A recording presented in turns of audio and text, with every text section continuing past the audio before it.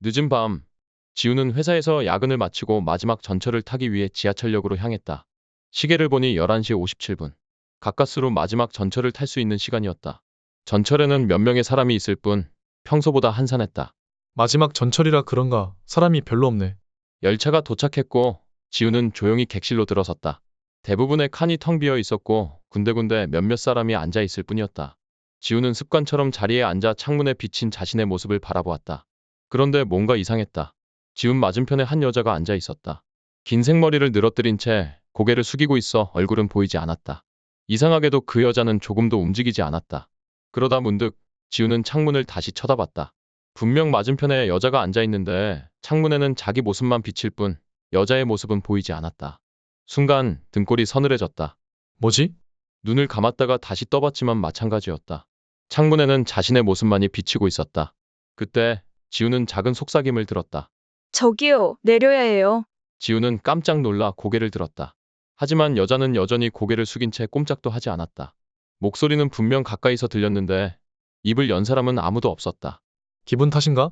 지우는 몸을 앞으로 숙이며 조심스럽게 여자의 얼굴을 보려고 했다. 하지만 그 순간 열차 안의 형광등이 깜빡이며 어둠 속에 잠겼다. 전등이 다시 켜졌을 때 여자는 여전히 그 자리에서 움직이지 않고 있었다. 하지만 미세하게, 아주 미세하게 그녀의 고개가 천천히 들리고 있었다. 지우는 본능적으로 자리에서 벌떡 일어났다. 그 순간 전등이 또 한 번 깜빡였다.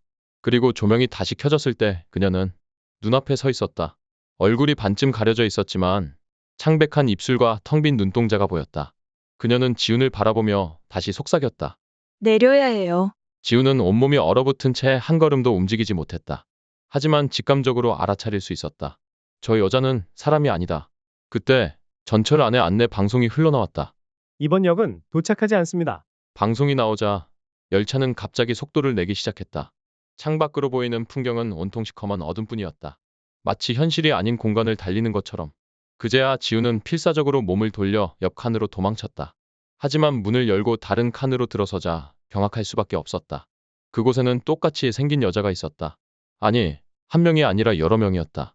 줄지어 앉아있는 긴 머리의 여자들. 모두가 고개를 숙이고 있었다.